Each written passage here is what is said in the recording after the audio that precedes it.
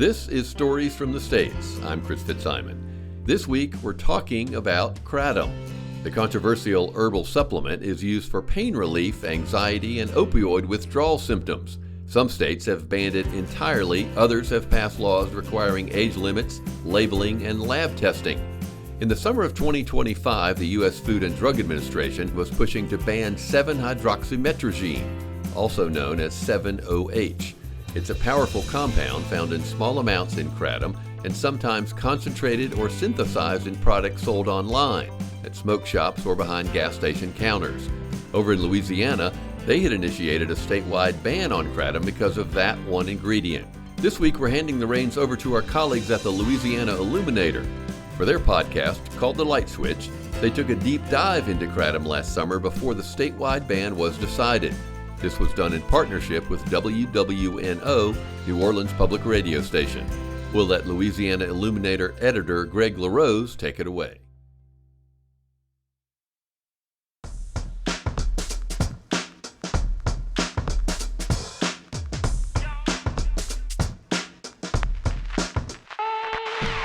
You might have heard of Kratom, but it's more likely you've seen it, or at least the word, written in neon on the front of a smoke shop or on a little bottle next to the checkout of a convenience store. Technically, Kratom is not a drug, but some people use it like one. In many cases, they're using it to help them get off drugs, like highly addictive opioids. Now, before I was using Oxy and morphine at the same time. Sometimes I even needed stuff as strong as Dilaudid. Since I've been using Kratom, I haven't needed to use it anymore. Kratom was an essential tool in my recovery from drug addiction. Throughout the majority of my 20s, I was addicted to opiates, mainly heroin and fentanyl. But there are other Kratom stories, and they don't have happy endings. He believed it would help him manage his anxiety and depression. Instead, it has destroyed his health, his career, and much of his confidence. The drug took our son, and with him, a big part of us. There are two bills being debated in the Louisiana legislature. One seeks to ban Kratom entirely. The other would regulate how it's packaged and sold, keeping it available for people who say it's changed their lives for the better. In this episode, we're going to explore both sides of the Kratom issue. We'll hear from the people it affects, good and bad, explore the science behind Kratom and the disputes over it. Plus, we'll chip away at the misinformation that surrounds the political debate here in Louisiana and in other states that have chosen to regulate and ban and unban the substance. I'm Greg LaRose, and you've turned on the light switch.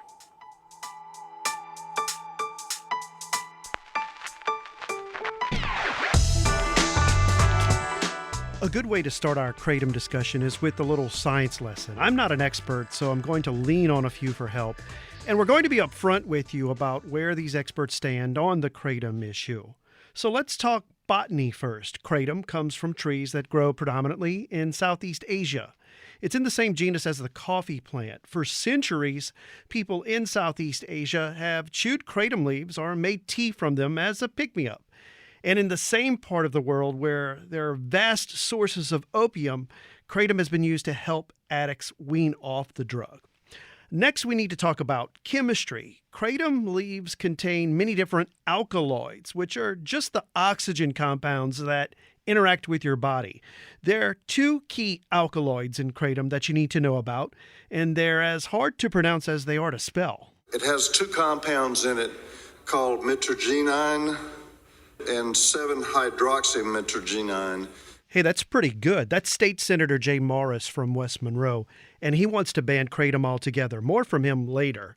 But what you need to know now is that first alkaloid, metrogenine, is what gives Kratom its stimulant effect, like caffeine.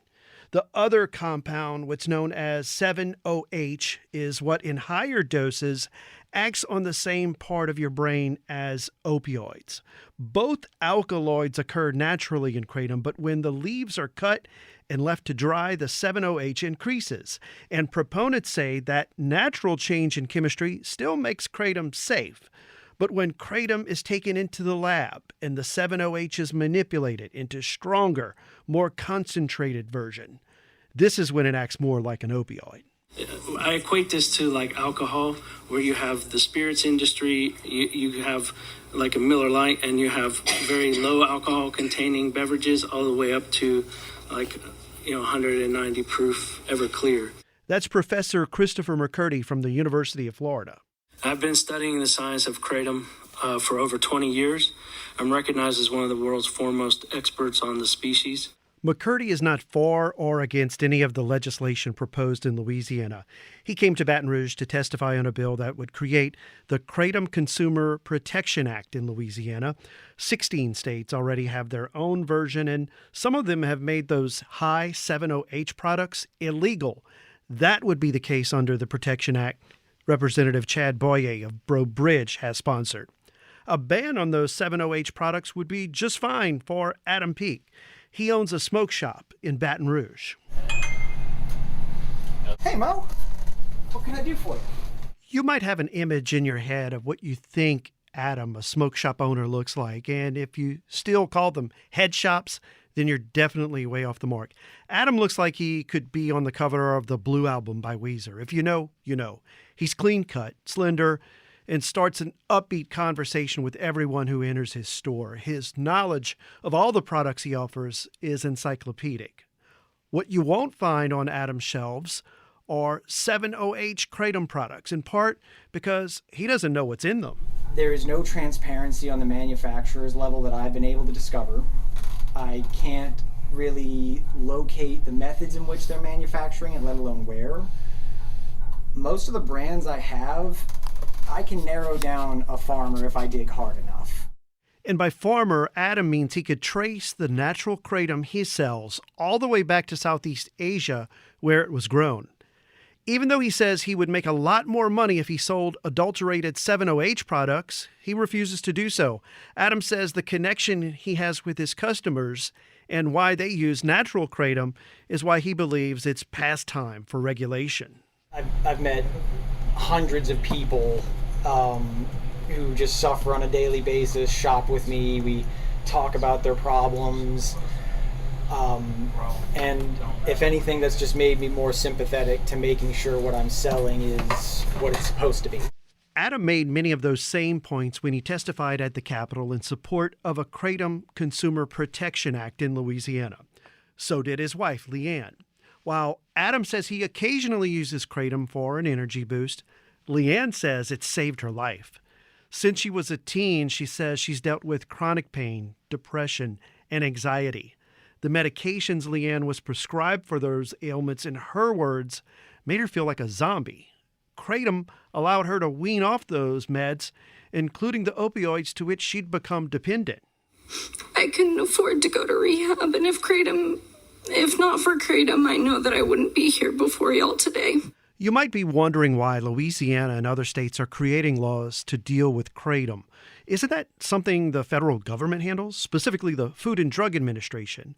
While the FDA considers kratom an unapproved drug, basically this means that it shouldn't be promoted as a medical cure or treatment because the agency hasn't confirmed through testing that it has a medicinal use.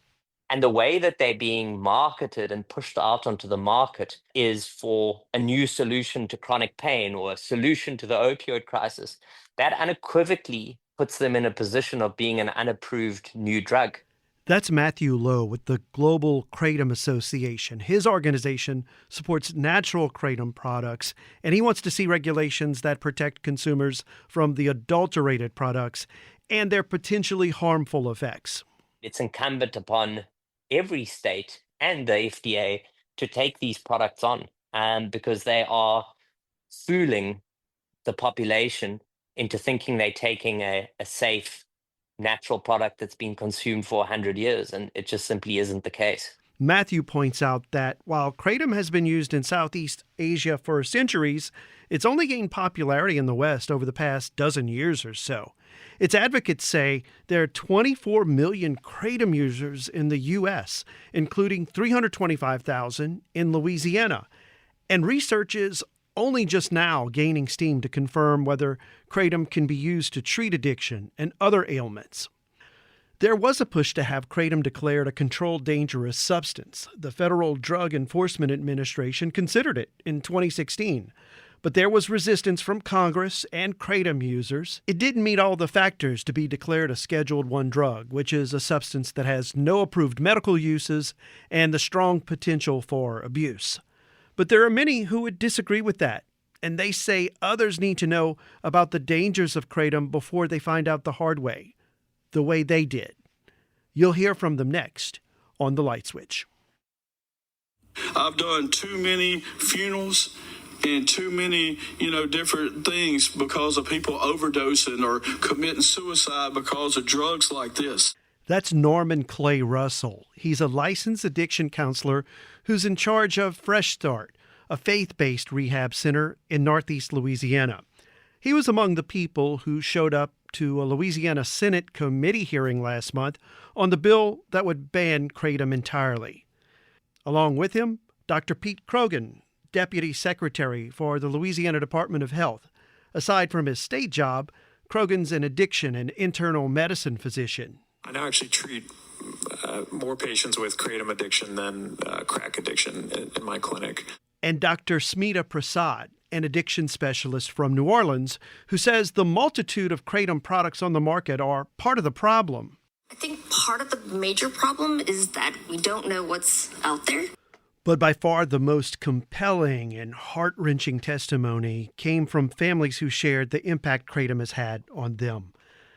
The hurt is still fresh for David Lebrano Sr. of Metairie. His 41-year-old son, David Jr., took his own life in December. The family blames his Kratom addiction. David Sr. struggled to keep his composure when he told lawmakers about how he learned of his son's death. On 12/4/24, near midnight, my wife and I received a knock on the door that no parent ever wants to get. A detective in the coroner's office to inform us our son was no longer with us. So I'm here today, not for my son, unfortunately, but for other parents and other kids that's hooked to this. The drug took our son, and with him, a big part of us. The committee also heard from David's sister, Tara Ledoux. While she spoke, her sister, Tiffany, held a photo of their brother with his two nieces and nephew. All four are in the Gulf, smiling. It's from when David taught his oldest niece how to surf at Grand Isle. The surfboard in the picture was brought to David's funeral. I stand here today not only for my brother, but also for my daughter, who now carries the heavy burden of guilt and confusion. She recognized only after it was too late that her uncle had used Kratom in her presence, mistaking it for an energy supplement. How could a child possibly know this? I spoke with Tara afterwards to learn more about David's path to Kratom addiction. Did he have an injury that he sought to medicate? Was he using other drugs and turned to Kratom for relief? She admitted she didn't know. He was a successful insurance adjuster with no obvious issues that would have steered him to drug use. But David went to rehab multiple times for Kratom and couldn't shake his addiction.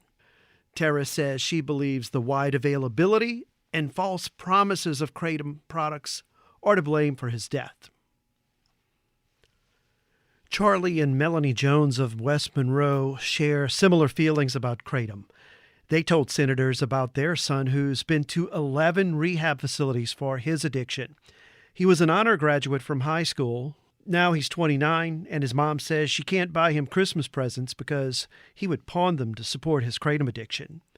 Melanie says he first bought Kratom from a convenience store, labeled as a natural supplement. He believed it would help him manage his anxiety and depression. Instead, it has destroyed his health, his career, and much of his confidence. Charlie Jones, who's a pharmacist, says banning Kratom is his preferred solution. He doesn't believe regulating it will go far enough. Stories like these hit home for Troy Dalbor of St. Martin Parish. He has sympathy for these families, but he says the products responsible for their tragedies is not the natural substance he credits for helping him shed an opioid addiction. It's one he developed after he was seriously injured in a 120-foot fall. I've listened to the argument of those that want to ban Kratom. What they want to ban is not the Kratom I take. It shouldn't even be called Kratom. Troy made a personal appeal to Senator Jay Morris, the sponsor of the proposed Kratom ban that he was there to oppose. Troy noted that previous efforts to ban Kratom in Louisiana have failed. That included an attempt to make it a Schedule I drug. 2 years ago, lawmakers agreed to limit its sale to adults only. Mr. Morris, I know you're doing what you think is right. I really do. But banning this is not going to fix this. We tried banning this for years. Never got anywhere. Regulation is where it needs to be at. But Morris says if there's going to be regulation, it needs to come from the federal level. If this drug or this product can do something to help people like you, then the FDA needs to approve it and regulate it, and you get it at your pharmacy, like so many other things. And that's my opinion. But thank you for your testimony. I understand, Mr. Morris, but how can you know what it costs to regulate something? That you're taking away something that's helping people. Why can't I go and say, I want to help myself? Why can't I put in my body what I want to put in my body? Another person who sings the praises of Kratom is John Cicculi. He's a 35-year-old disabled combat war veteran who sustained 3 serious back injuries going back to when he was in high school. His wartime service was in Iraq, where he taught police trainees and saw up close when an explosive device killed one of their squads. John suffered a traumatic brain injury from the incident and says he still deals with nightmares. I met John at Adam Peak's smoke shop, where he's been a Kratom customer for a couple of years. John also testified at the Capitol in support of the bill to regulate Kratom. He walked me through his series of injuries over the years and how they put him on the path to addiction. First, it was painkillers, which he took under a doctor's supervision for more than a year. His wife, Michelle, accompanied him on his medical visits. We're going to these appointments within like a year and a half, and we're seeing the effects it's having long-term on me and the deterioration of like me being on time at work and me caring about my work and just even around the house. Like if I didn't have any pain medication, I wouldn't do anything. John was a diesel mechanic, so he needed the painkillers to hold a job. He was moved from OxyContin to hydrocodone. And one reason doctors do that is when a patient builds up a tolerance to a drug or there's a risk of addiction. John realized the drugs were tightening their grip on him. He remembers pleading with his doctor for help. You got to wean me off of these. You got to get me off this medication. And I already know from running out early because I'm building up a tolerance. So I'm taking more than the bottle says to take. John's struggle only got worse. He says he began asking friends and family for their unused prescription pain pills. He also bought opioids illegally, including heroin. John says he could still function on the drugs until it became clear he couldn't. One day at work in the diesel repair shop, a loud noise triggered a flashback to his time in Iraq. And like I hit the floor and I'm like, everybody get down, incoming. And it's like kind of like the whole shop just stops and stares at me. And I kind of realized what happened. The truck backfired. I thought either RPG or mortar round hit close to us or we were being shot at. John says his boss called him into his office the next day. His coworkers no longer felt safe around him, and his drug dependence had already forced him to exhaust all of his vacation and sick days. He was let go. And as he took and lost a succession of other jobs, John began to rely more on illicit drugs. He overdosed twice within 5 days. Both times there was fentanyl mixed in with the drugs he was taking. Both times Michelle, his wife, raced from work to the emergency room, where John had to reveal the second time the heroin habit he had been hiding from her. At this point, I'm terrified. Yeah. I know my addiction is going to kill me. I want to tell her. I need help. So I did. John decided to enter rehab through the VA, and he found a spot at its inpatient facility in Biloxi. It was a 5-week program. And to get John off the drugs he had been taking, doctors gave him Suboxone. It's the go-to treatment to reduce opioid cravings, and it's considered highly effective as part of an overall addiction treatment plan. But it's not without its own side effects. I'm at this rehabilitation facility trying to get clean off of dope. And I'm more intoxicated than I was on dope. As he made his way through rehab, John remembers hearing from other vets about how they had found an alternative to Suboxone. Patients could come and go from the VA rehab center, and some were heading to a nearby convenience store where they bought Kratom. So they would like pretend to take the Suboxone and, spit it out when they got away from the nurse administering the meds, and they were weaning themselves off the Suboxone while in rehab and doing it with the assistance of Kratom. John says he was too afraid to try what the other vets were doing. He didn't want to risk getting kicked out of the rehab. So once he got home, he started to do his own research on Kratom and decided to give the natural version a try. He gradually lowered his Suboxone dose and has been free from his addiction ever since. It's been 5 years now. John says he's also come off about a dozen of the prescription medications thanks to Kratom. And he now only takes Kratom occasionally to deal with a pain flare-up or for a little pick-me-up. Stories like John's have become part of the ongoing debate over Kratom in Louisiana.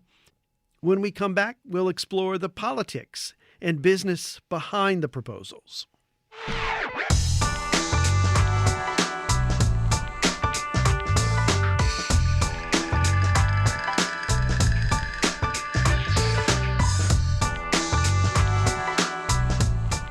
Whether to ban Kratom or regulate it is one of those topics where emotion plays a big role in where people stand.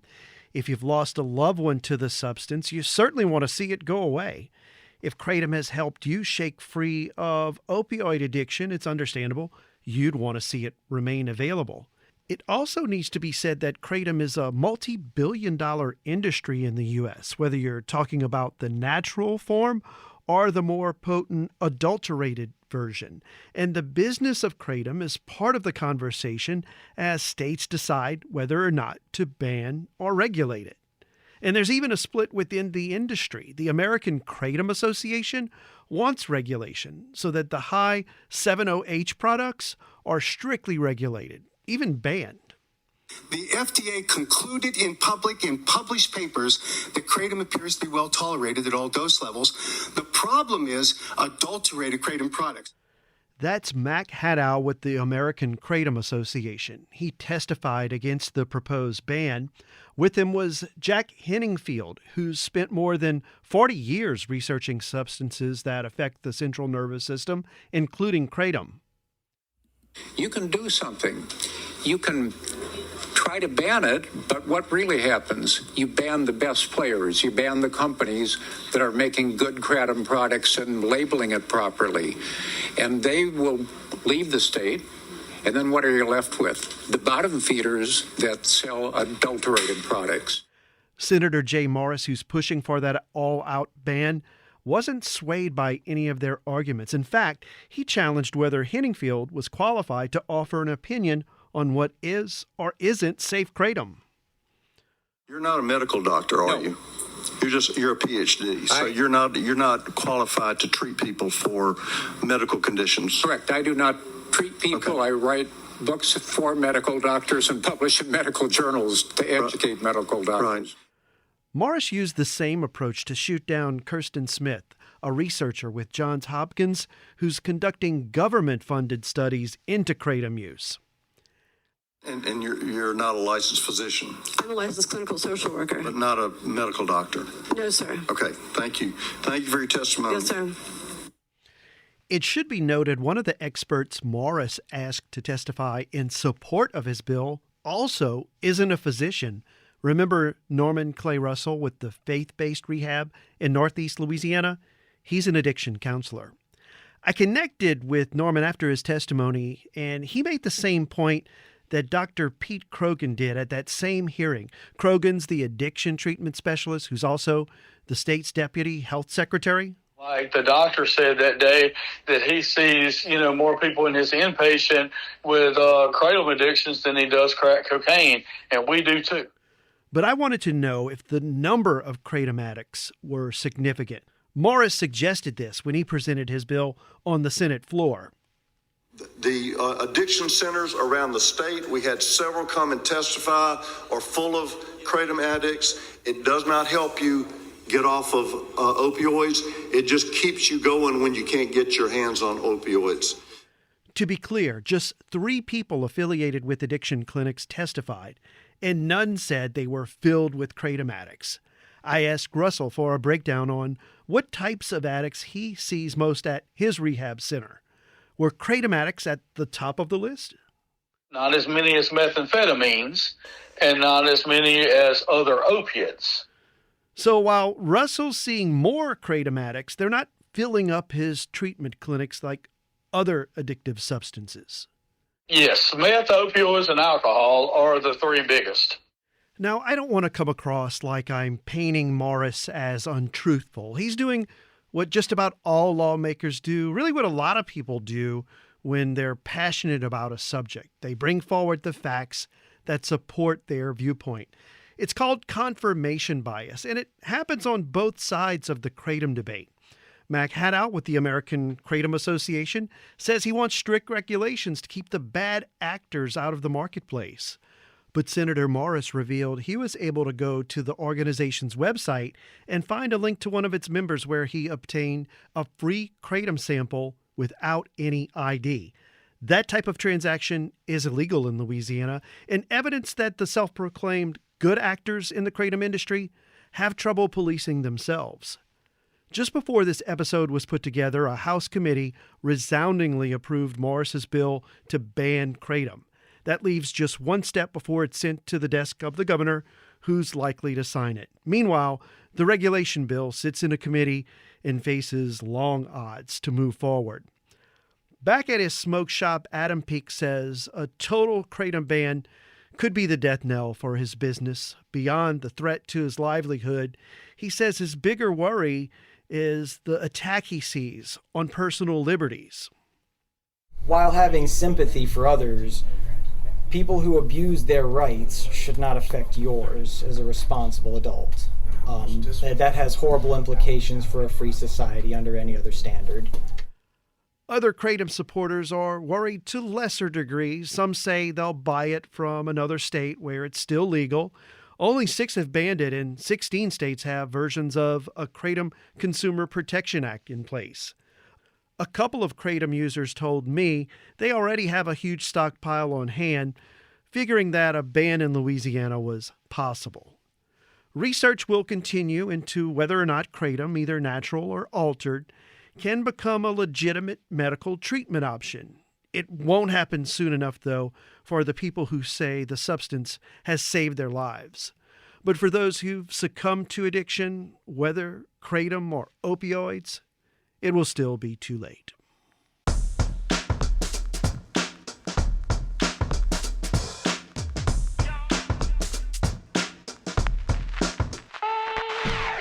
That'll do it for this week's episode of The Light Switch from the Louisiana Illuminator. The Light Switch is produced with a little help from our friends at WWNO New Orleans and WRKF Baton Rouge. Don't forget to support your local public radio station.